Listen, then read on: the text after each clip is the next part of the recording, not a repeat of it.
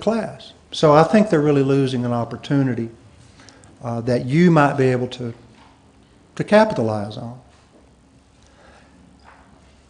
Now granted, I don't know much about your country, but it seems to me that there's already a pretty good foundation here in terms of entrepreneurs, in terms of a youthful population who has skills, in terms of technology. And you have a really high literacy rate. It's about 90%. So if you add e-learning to that mix, you have a population that's ready, and you have a workforce infrastructure to make, what is it, the Konza Technology City? I mean, how are they going to make that a reality? That's how they're going to make it a reality. So e-learning is not just a transmission of content and curricula. I keep hearing about content. It's about the learning. So I'm going to leave you with a couple of words of elder wisdom. We need to embrace this technology today, don't we? But it's up to you. Several of you have walked up to me and said, I would love to get connected with you. I want to find out what you know. I want to work with you. Our university wants to partner with you. Why wouldn't you do that? Whether it's me or anyone standing up here that may know a little bit more, and I'm not saying I know much more, but a little bit more about e-learning. The opportunity's there. Take it. So don't put this technology back in the genie's lamp. Let it stay out and ask for those 3 wishes, sort of the highest goal, I think. Intelligence, perseverance, and ethics. So that you can achieve human potential, so you can achieve Utu. I'm really honored that most of you stayed awake. I really appreciate that. And one of the reasons I'm here is to make some connections. You know, and I hope I can play a little tiny role in helping you move this thing called e-learning a little further. So with that said, I'll say thank you very much. And I'll be wandering around the conference the rest of the day and tomorrow, and I hope I get to meet every one of you. Thanks so much.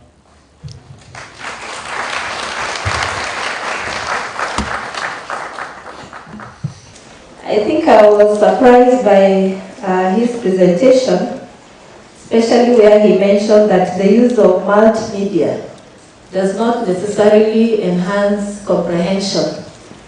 I think we've been discussing the opposite, so I don't know whether this is a new area that we need to study. Then let me say that I also liked the focus that he gave us towards e-learning, where he stressed that the focus should be on the learner. I think majority of us have tended to think that e-learning is mainly about technology. But the focus that he has given us will help us, where he explains that technology is only an element of e-learning, which for me was very key. Thank you. My question is the issue of ethics.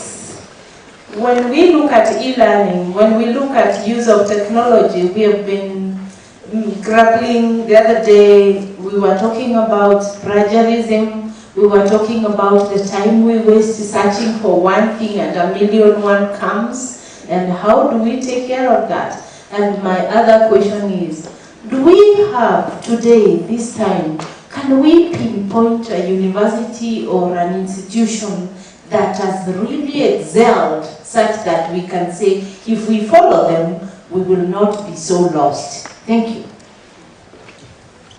What do you need to be successful in life? We typically don't do that as educators.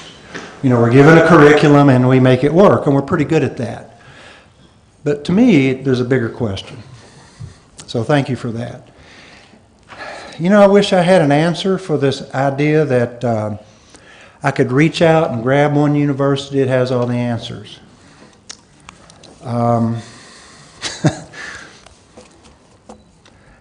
The best way for me to respond to that is to do what we typically do when there's a problem. We do research. And I don't mean get a committee of 900 people together, because nothing will happen. What I'm suggesting is we have a pretty good network here to start. My university has been in this business a long time. There are many of you I know have great experience. I mean, there's a university sitting right here that may be as far along as we are. So ask, send me an email, and I'll send you other emails. You know, let's develop a network so that we can begin to figure out who needs to be part of this team, because that's what it's got to be. I have never been able to reach out and touch any entity that had all the answers. But I think there are bits and pieces of what we need to know out there.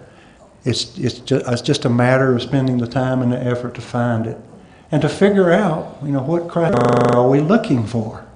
You know, what are we looking for? For example, philosophy of education, that's sort of my thing. So if you're thinking about that, contact me. If you're looking at educational technology, how to use it, I know Indiana University's been considered one of the top, and there are others. It's a good question. I wish I had a better answer, but it really is all about doing research and asking the right questions. I do believe it's out there. I do believe it's out there. We just have to look for it. If the digital natives have this really short attention span and they're really thinking and learning differently than we do, what do we do about it? I mean, what is it that we do? I have a saying, and it goes like this: meet the learner where they are. Meet the learner where they are. So here's an example of what I do. If I have younger learners, I reach out to other younger learners, and I have them look at my website. I have them look at my LMS. I have them look at what I am doing and give me feedback. Because I'll tell you, what I will put out there does not work for the digital natives. It does not work. And I'm not saying I have all the answers, but that's what I do. So what I try to do is the same idea. I try to go out and find out, you know, what is a digital native? What are they looking for? What values do they have? What knowledge do they have? I mean, that's just doing a good student assessment, isn't it? I mean, we know we need to do that anyway, don't we? So I really don't see it as being something, you know, odd. I think it's really something we ought to be doing anyway.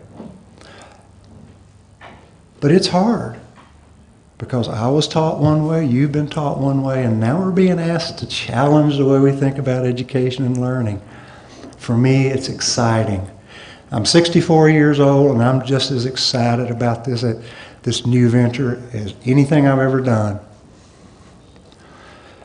So that probably is not the greatest answer in the world, but it's sort of off the top of my head.